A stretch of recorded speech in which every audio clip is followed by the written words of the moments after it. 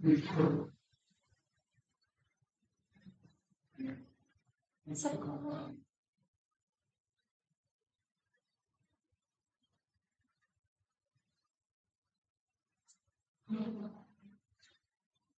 मैं आपको एग्जांपल देती हूँ। ये अफ्रीका है। अफ्रीका के तट से मोजाम्बिक धारा एक बहती है, जलधारा। जलधारा क्या होती है? ये सतह पर जो जल होता है, वो जल कहीं गर्म तो कहीं ठंडा होता है। ठीक है। क्यों? क्योंकि जो है हमारी जो रेखा होती है, भूमध्य रेखा, इन रेखाओं पर सूर्य की किरणें जैसे पड़ती हैं, उस हिसाब से कहीं जल ठंडा तो कहीं गर्म होता है। इधर ठंडा होगा, इधर गर्म होगा। ठीक है। तो इधर जब जल गर्म हो रहा है, तो ये जल जो है गर्म होकर फैलता है। जैसे हवा होती है वैसे ये भी होता है। जल को आप गर्म कीजिए, जैसे दूध गर्म करते हैं तो ज्यादा लगने लगता है, कम। अगर कंडेंस कर दीजिए, उसको फ्रिज में रख दीजिए, थोड़ा कम लगता है। या फ्रिज में से दूध लेके आइए ना, तो आपको कम लगेगा। जब आप बर्तन में निकाल के उबालेंगे, वो दूध ज्यादा लगेगा। ऐसा होता है। तो कोई भी चीज गर्म होने पर उसका आयतन बढ़ जाता है, आयतन का प्रसार होता है, ये जानते हैं। तो ऐसे ही जल का होता है, तो ये जल फैलता है। ठीक है। और ये जो करंट है, ये ठंडे की तरफ से मतलब हाई प्रेशर की तरफ से लो प्रेशर की तरफ आएगी। ठीक है। ये जल धारा ऊपर की सतह का जल जो होता है, वो एक जल धारा है मोजाम्बिक, और ये जो है इधर को आती है। ठीक है। अब यहाँ पे ठंडा है। ठीक है। सतह ठंडा है और यहाँ पर गर्म है। तो यहाँ के ठंडी सतह को यहाँ ये ऊपर की जलधारा अपने साथ बहाकर, जलधारा मतलब जल की ही धारा है, तो वो बहाकर ले जा रही है। और जो है यहाँ के जल को यहाँ मिक्स कर देगी। यहाँ गर्म है, यहाँ वाष्पीकरण ज्यादा हो रहा होगा। गर्म जल होगा, वाष्पीकरण ज्यादा, भाप ज्यादा बनेगी। ठीक है। तो यहाँ वाष्पीकरण ज्यादा होने के कारण यहाँ सैलिनिटी ज्यादा होगी। तो जब सैलिनिटी यहाँ ज्यादा होगी, यहाँ कम रहेगी, यहाँ की जलधारा यहाँ पहुंची, तो यहाँ भी कम कर देगी। ठीक है। ऐसे होता है। तो गर्म जलधाराएं क्या होता है? सैलिनिटी को बढ़ाती हैं। ठंडी जलधाराएं सैलिनिटी को कम करती हैं। ये हो गया। अब जब हम उसमें चलेंगे जलधारा में, तब आपको अच्छे से समझ में आएगा जलधारा चलती कैसे है, कितने प्रकार की होती है। एक सतह पे चलती है, एक धरातल में भी चलती है, अंदर अंदर चलती है जलधाराएं। कहाँ की जलधारा ठंडी होगी, कहाँ की गर्म होगी, और उन जलधाराओं के नाम क्या हैं, इतनी चीजें जलधारा में पढ़ेंगे, इसी वाले चैप्टर में पढ़ लेंगे हम। और वोल्केनो, वोल्केनो में देखिए, जब जो है वोल्केनिक इरप्शन होता है, तो उसमें से क्या बाहर निकलता है? लावा। मैग्मा, लावा। तो जो मैग्मा लावा होता है, वो मतलब चट्टानों का बना होता है। और किसी किसी चट्टान में सिलिका की मात्रा बहुत ज्यादा होती है। अवसादी प्रकार की चट्टान होगी। अगर मान लीजिए प्लेट टेक्टोनिक थ्योरी में अवसादी प्रकार की चट्टान जो है किसी चट्टान के नीचे घुस गई है, और उसका वो पिघल गई, घुसेगी नीचे, किस में जाएगी, किस वाली परत में? मैंटिल में। ठीक है। मैंटिल में तापमान ज्यादा होता है। मैंटिल में तापमान ज्यादा होने के कारण वो पूरी पिघल जाती है, और पिघलने के कारण उसका आयतन बढ़ जाता है। और आयतन जब बढ़ जाता है, तो वो पृथ्वी की परतों को तोड़ते हुए बाहर निकलने का प्रयास करती है। फिर उसे जब वो बाहर निकलती है, एक पाइप के द्वारा बाहर निकलती है, दरार बनाती है और तोड़ते फोड़ते बाहर निकलता है। तो जब बाहर आता है तो उसे हम कहते हैं ज्वालामुखी। और जो मैटर निकलता है उसको हम बोलते हैं मैग्मा या लावा। ठीक है। तो जब वो बाहर निकलता है, तो उसमें सिलिका की मात्रा भी बाहर आ गई। तो उसकी वजह से अगर मान लीजिए किसी सागर में ज्वालामुखी ज्यादा उद्गार हो रहा है, यहाँ मान लीजिए अटलांटिक ओशियन है या रिंग ऑफ फायर वाले क्षेत्र हैं, तो जो है वहां पे सैलिनिटी ज्यादा होगी। जहां ज्वालामुखी ज्यादा उद्गार होता है, वहां सैलिनिटी ज्यादा होती है। ठीक है। इतनी बातें हो गई। बस इसके बाद मेरे पास वही है कि मैं लिखा दूं आपको कितने मटेरियल हैं।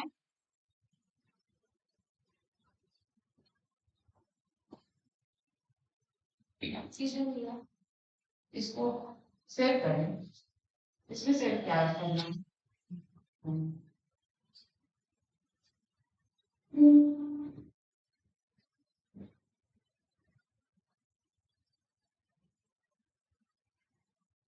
एक पॉइंट है पहले, अच्छा पहले पॉइंट ही लिख लीजिए।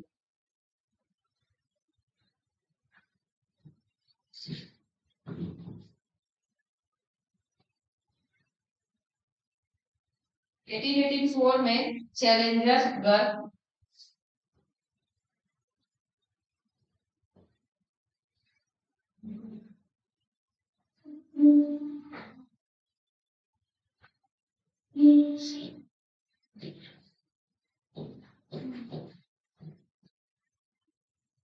चैलेंजर गर्ल की खोज के दौरान, अब आप बोल दो हमें से लिख लेंगे।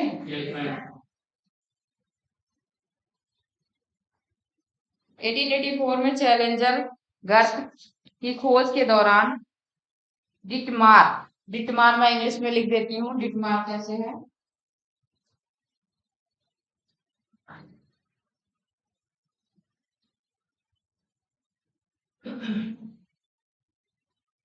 और खोज को एक्सप्लोरेशन लिखेंगे।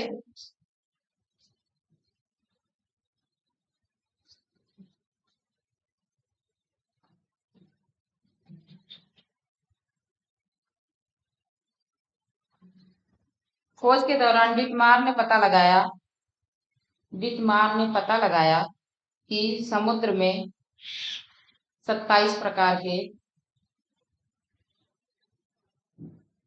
27 प्रकार के नमक मौजूद हैं, 27 प्रकार के नमक मौजूद हैं। इनमें से 7 प्रमुख नमक हैं, 7 प्रमुख नमक हैं जो इस प्रकार हैं।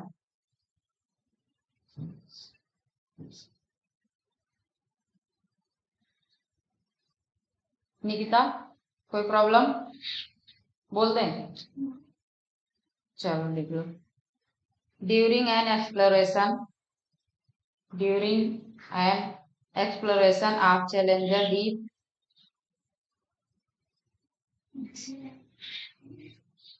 exploration of Challenger Deep, deep D-E-E-P, deep in 1884, 1884, Dittmar,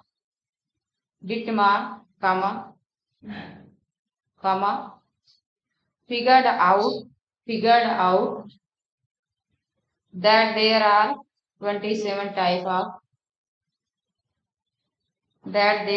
27 types of salts present in the sea.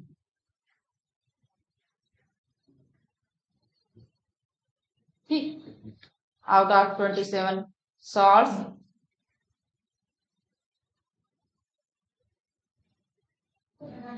हाँ 7 are the legend.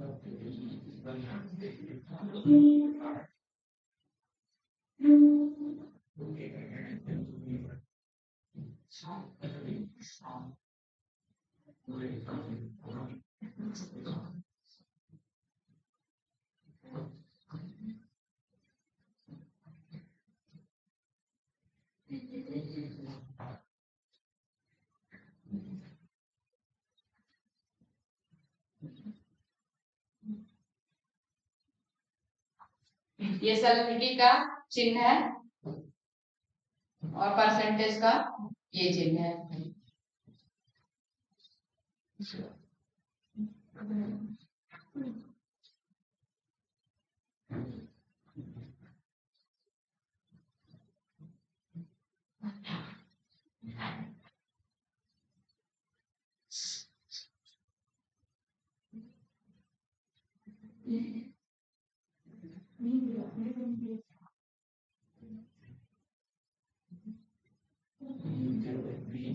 Sodium chloride इसकी सैलिनिटी है 27.213 और 77.8% ये पाया जाता है महासागरों में।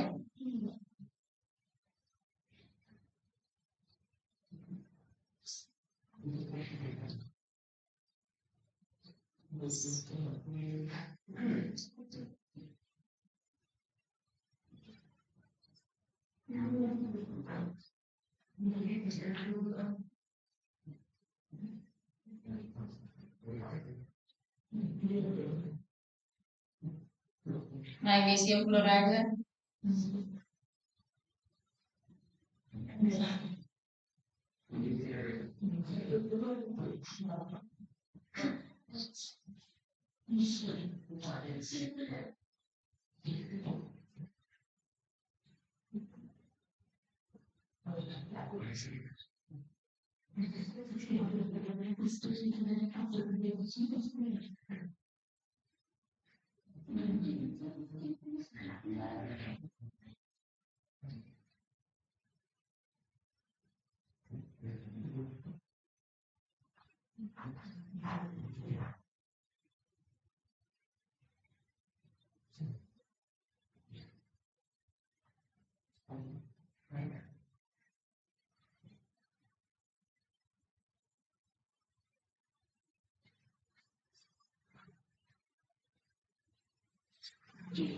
मैग्नीशियम सल्फेट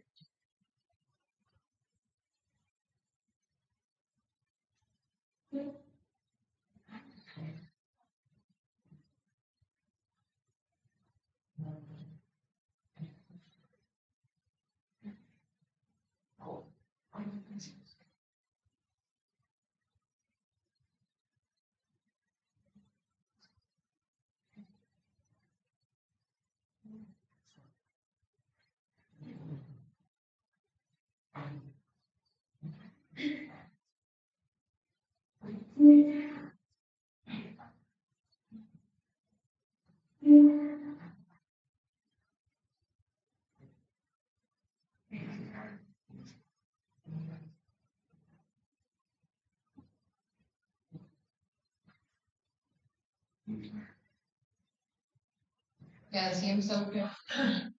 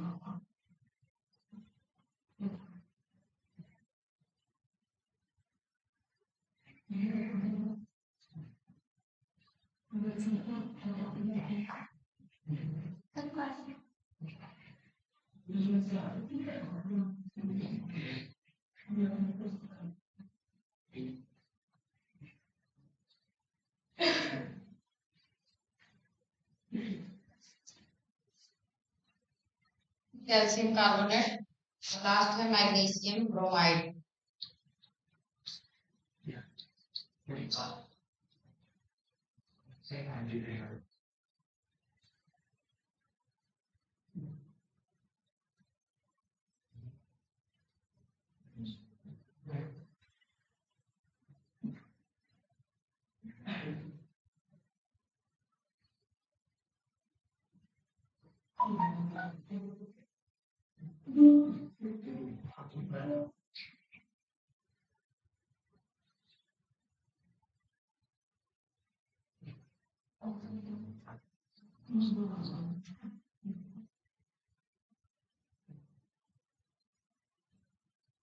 ठीक है, ये अमाउंट में ऐसे हैं, इसको आप कैसे करेंगे, अभी इसको लिख लीजिए तो बताते हैं।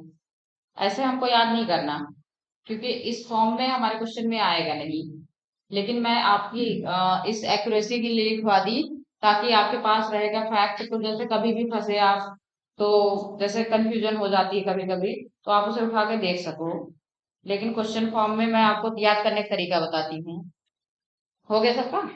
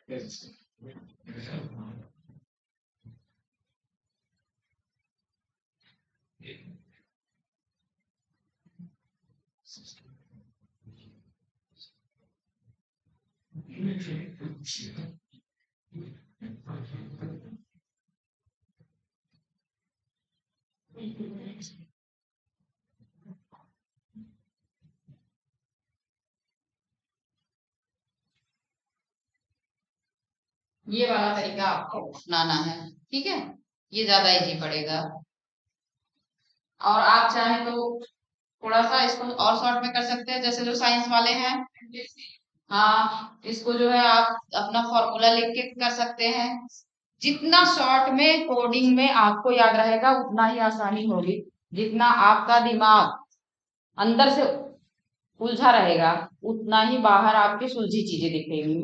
पता है आपको, जिसका दिमाग जितना ही ज्यादा अंदर ज्यादा उलझा हुआ रहता है, दिमाग की जब मैपिंग की जाती है, ब्रेन मैपिंग, तो उसमें देखा जाता है जिसके दिमाग में ज्यादा, उसे बोलते हैं कंगुलेशन, कोई बायो का होगा जानता होगा, ये होता है, ऐसे ऐसे होता है दिमाग। तो उसमें जितना कंगुलेशन, इसको कंगुलेशन बोलते हैं, जितना कंगुलेशन होता है उतना ही वह व्यक्ति बुद्धिमान होता है, और उतना ही उसकी बातें सुलझी हुई होती हैं। अच्छा, कुछ व्यक्ति ऐसी बातें करते हैं जिनकी बातें आपको समझ में नहीं आती हैं। हंसिए मत, वो जल्दी बोलता है, अनिकेत। अनिकेत तो तेज बोलता है। लेकिन बात यह है कि वो अपनी बात समझाने के चक्कर में तेज बोलता है। बात तो आपको समझानी है, जैसे आप किसी को ऐसा बताओ उसको समझ में आ जाए, उसके लेवल पे जाके समझाओ। जैसे छोटा बच्चा आ गया, छोटा बच्चा को आपको बताना है कि यही जो मैंने बताया अभी, कि जिसके पास दिमाग ज्यादा होता है उसके दिमाग में ज्यादा उलझी हुई चीजें होती है, तो ऐसे बता देंगे तो नहीं समझेगा। तो उसको कैसे समझाएंगे, कोई रस्सी वस्सी ले लीजिए, खूब उलझा दीजिए, और उसके बाद बोलिए कि जो है, ये ऐसे अगर जिसका दिमाग होता है, वो उसका दिमाग ज्यादा सुलझा हुआ होता है, मतलब वो ज्यादा तेज होता है, बुद्धिमान होता है, तो उसको समझ में आ जाएगा। उसको दिखा के, उसको करके सिखाना पड़ेगा, उसके लेवल पे जाना पड़ेगा। ऐसे ही जो ग्रामीण लोग होते हैं, जब आप अधिकारी बनेंगे तो आपको उनके लेवल पे जाके उनको समझाना पड़ेगा। आप अपने लेवल पे नहीं समझाएंगे, आपको लगे मैं तो डीएम, मैं तो इंग्लिश मीडियम, मैं तो हिंदी मीडियम, मैं तो मराठी मीडियम, जो भी मीडियम रहे ना, तो आप, उससे मतलब नहीं, उन्हें उन्हें तो अपना काम होना चाहिए। अगर डीएम साहिबा के पास, डीएम साहब के पास वो आए हैं, उनके खेत का मैटर फंसा है, उनके खेत पे किसी ने कब्जा कर लिया है, उन्हें तो बस कब्जा हटवाना है। आप इंग्लिश जानते हो, हिंदी जानते हो, फ्रेंच जानते हो, कोई मतलब नहीं उन्हें। वो तो अपना भोजपुरी में बोलेंगे हमार कमुआ होए कि ना। अगर मान लीजिए वो कहीं ऐसी जगह है, या फिर एंगड़े बेंगड़े कुछ भी बोलेंगे अपना, ठीक है, और जैसे भी बोलते हो तो वो तो अपनी लैंग्वेज में बोलेंगे। आप सोचो कि आपके सामने परिस्थिति क्या आएगी, क्या आप जो है कोई गाइड लेके जाओगे? आप क्या रहते हो? जो डीएम बनता हो क्या होता है?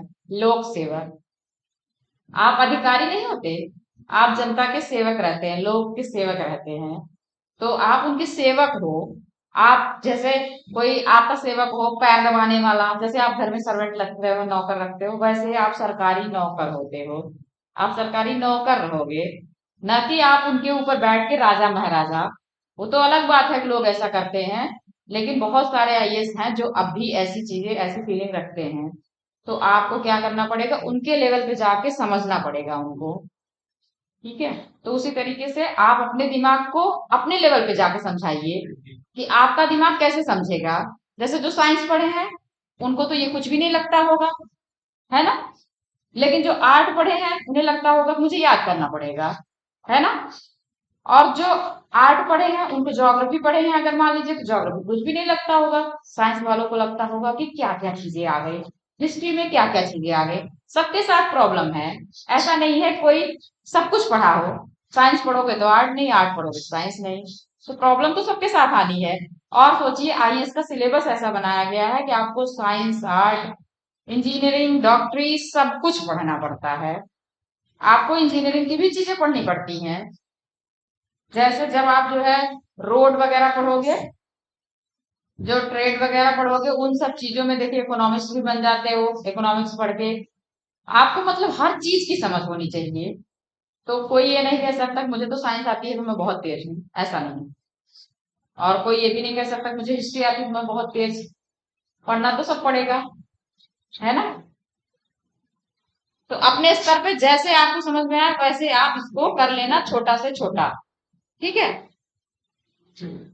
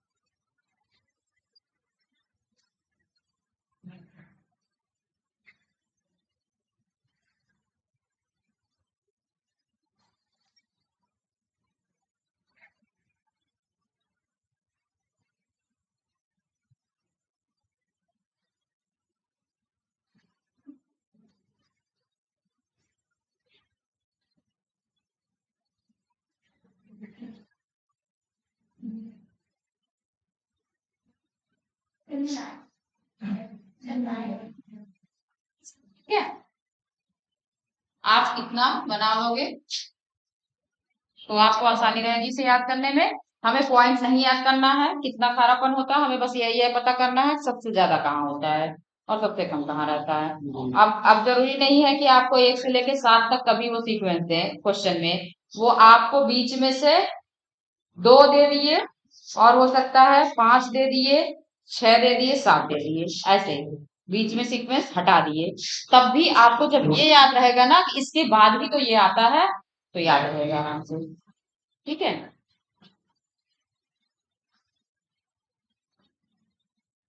चलने ना है दूसरा वाला वो लाइट चली गई लगे के लाइट कोई तो तेल कर बताए हाँ चले गई है तो चलिए लिख लीजिए थोड़ा और पॉइंट।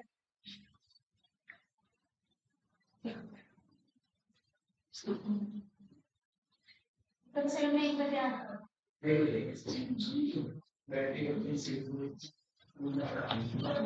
पॉइंट लिखिए, एक पॉइंट लिखिए। समुद्र की लवणता में समुद्र की लवणता में, समुद्र की लवणता में 7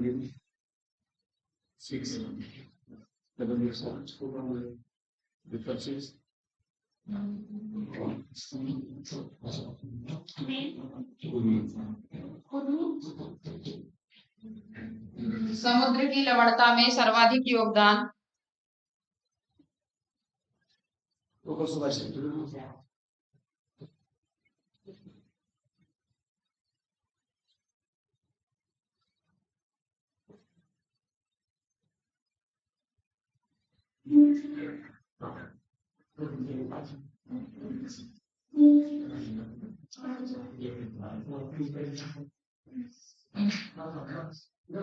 नेट जाने वाला है सारा आपका लिखा हुआ।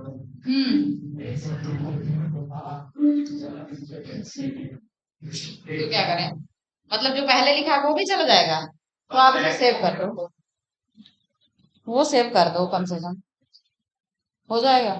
अच्छा, ये तो जाने दो। चलो, समुद्र की लवणता में सर्वाधिक योगदान सोडियम क्लोराइड का होता है।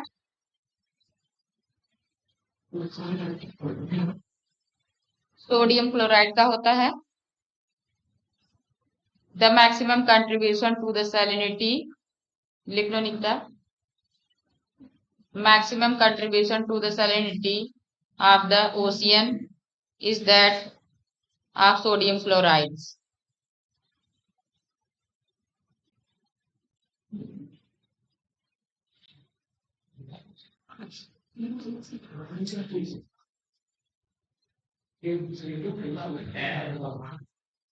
आ गई।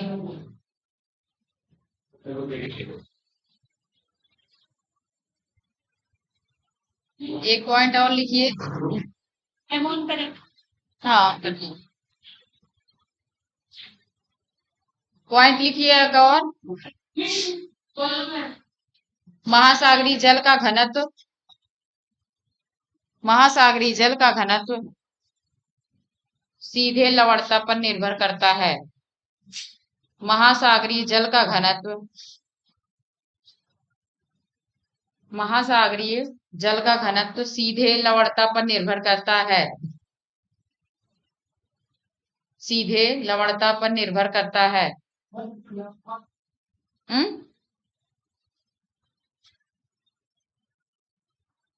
महासागरीय जल का घनत्व सीधे लवणता पर निर्भर करता है। इसका मतलब यह है कि, इसका मतलब यह है कि यदि पानी का घनत्व, इसका मतलब यह है कि यदि पानी का घनत्व बढ़ता है तो लवणता में वृद्धि होती है। इसका मतलब यह है कि यदि पानी का घनत्व बढ़ता है तो लवणता में वृद्धि होती है। ठीक है, निकिता लिख लो। The density of ocean water, the density of ocean water is directly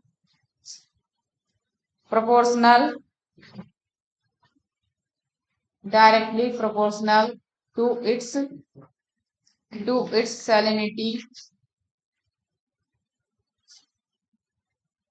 It means that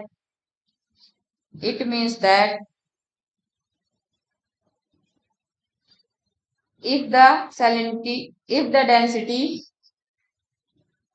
of water increases,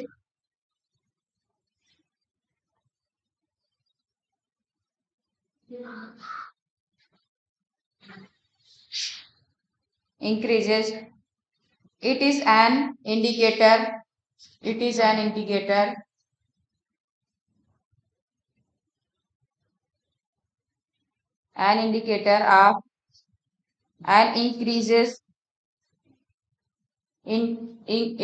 of an increase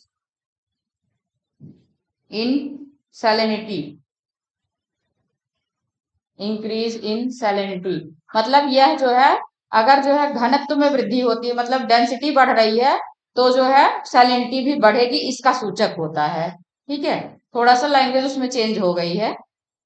इसको जो है हम ऐसे भी, जैसे शॉर्ट में एक अपना वो बना के रखते हैं फॉर्मूला, डेंसिटी का सैलिनिटी से सीधा संबंध होता है। डेंसिटी बढ़ेगी तो सैलिनिटी बढ़ेगी, ये बस याद रखो आप। ठीक है,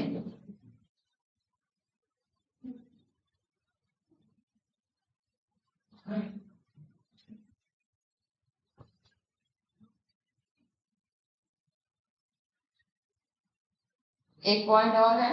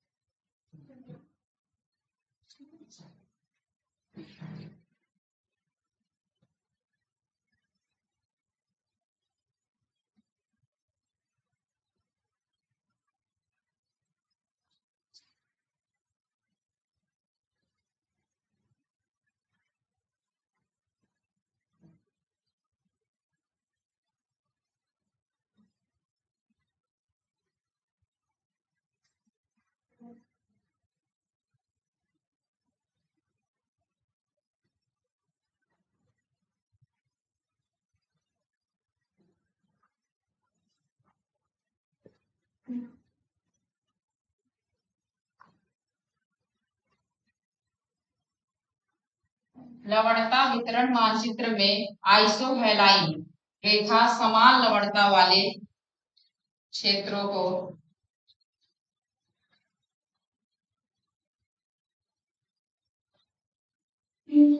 स्थानों को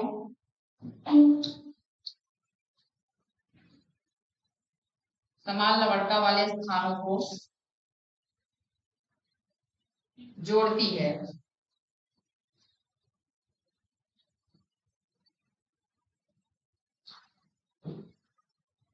ठीक है,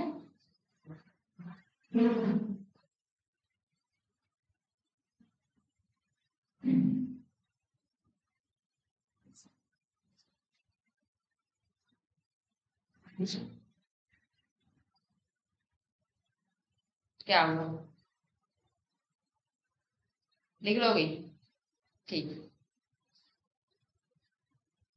आइसोहेलाइन रेखा कभी कभी पूछी जाती है, जैसे वो एक तो आपको यहाँ से आइसोहेलाइन मिल गई, और कहीं और टेम्परेचर को जोड़ने वाली रेखा है, समान तापमान को जोड़ने वाली रेखा है उसको, और कहीं और से उठा लिए कुछ, तो ऐसे ऐसी रेखाओं को चार मिला करके आपको एक जगह दे देंगे। तो एक तो आपकी इसमें कंफर्म हो गई आइसोहेलाइन।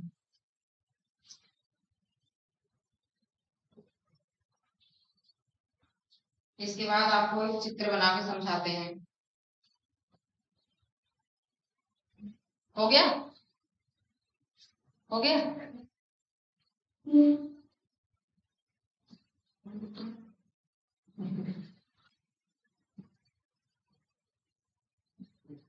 मैंने कल बताया था कि जो भूमध्य रेखा है वहां पे ज्यादा तापमान रहता है, इस कारण से ज्यादा बारिश भी होती है।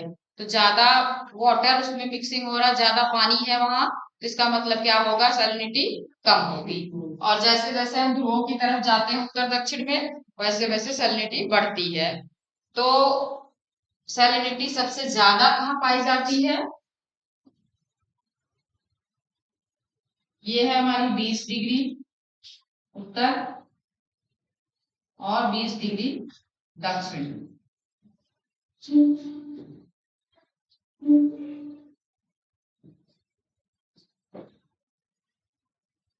इसके उत्तर में 20 और हम जाएंगे,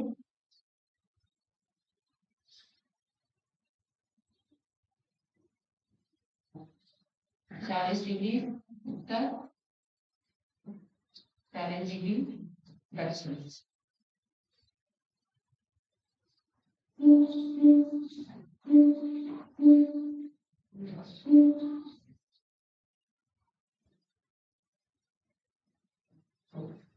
आप भी ऐसे बना लेना, कलरफुल बनाना। अभी नहीं तो घर पे बना लेना कलरफुल।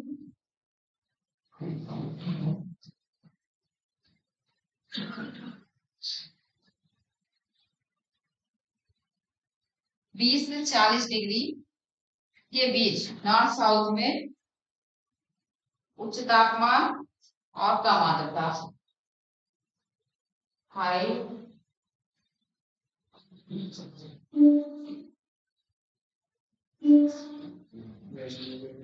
टेम्परेचर अधिक, आर्द्रता को क्या बोलते हैं? ह्यूमिडिटी। ह्यूमिडिटी कम, ह्यूमिडिटी कम हो, ह्यूमिडिटी कम होगी और वाष्पीकरण का दर, इवेपोरेशन, टेम्परेचर ज्यादा है ना तो अधिक होगा।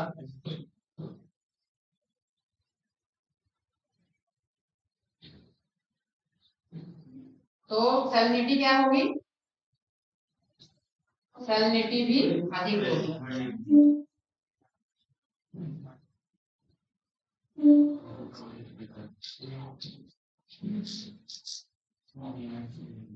ये फॉर्मूला याद रखो।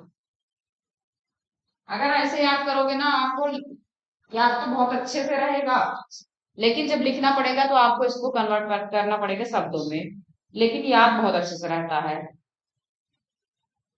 और मैंने समझा भी दिया है, शब्दों में समझा दिया है। हाँ, बहुत अच्छे से याद रहेगा। और प्री में जब भी क्वेश्चन घुमाएगा तो आप तुरंत करना, इसको ऐसे ही कर लेना, तुरंत करना। इतना तो पता चल गया है कि जो है तापमान ज्यादा होगा तो वाष्पीकरण ज्यादा होगा, और वो हमेशा स्टेप बाय स्टेप जोड़ के क्वेश्चन पूछते हैं। ठीक है, एक चीज ये हो गई।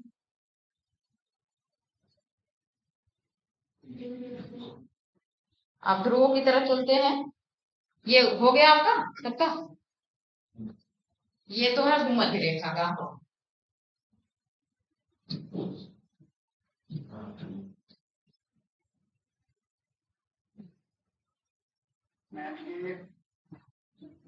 वाले चित्र था ये वाला।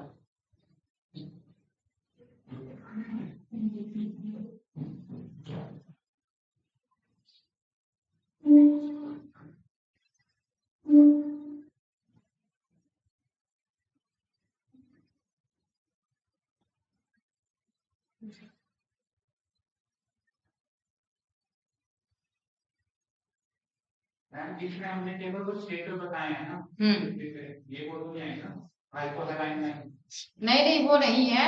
इसमें मैं बताने वाली थी, मैं भूल गई। ये है कि 20 और 40 के बीच जो है जो रेगिस्तान पाए जाते हैं,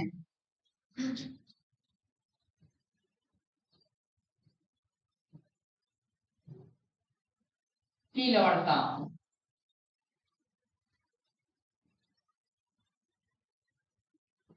उच्च होती है। क्यों? ये कारण है, ये सारे कारण है। ठीक है, उच्च होने के कारण।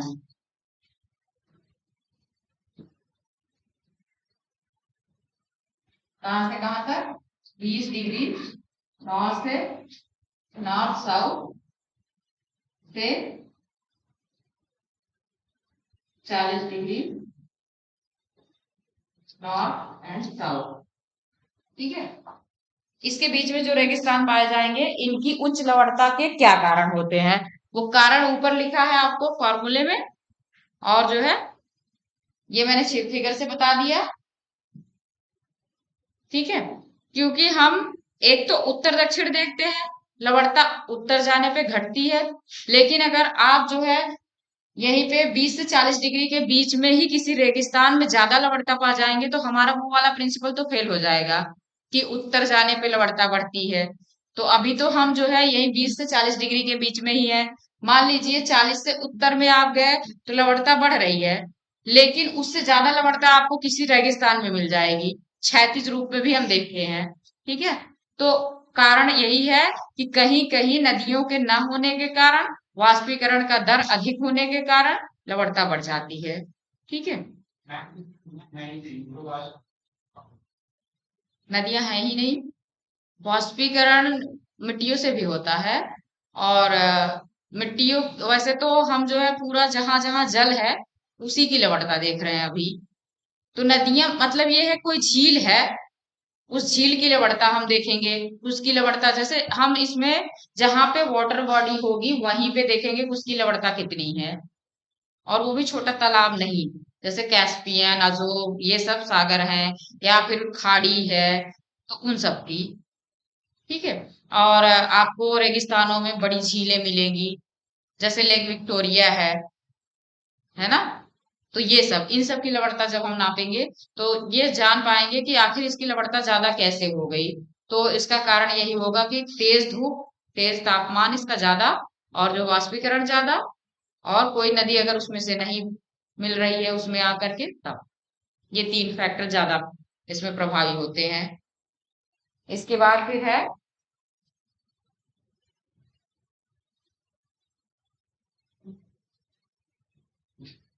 ध्रुवीय क्षेत्र का, ध्रुवीय क्षेत्र का एक लाइन लिख लीजिए, लिख दो।